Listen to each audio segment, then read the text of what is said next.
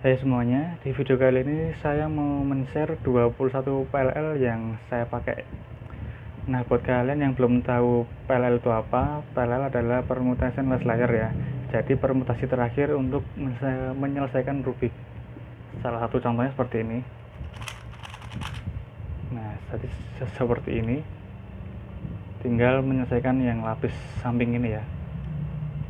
Menggunakan satu algoritma. Ini PLL T. Nah, pengen tahu kelanjutannya, tonton video ini sampai habis ya, jangan di skip.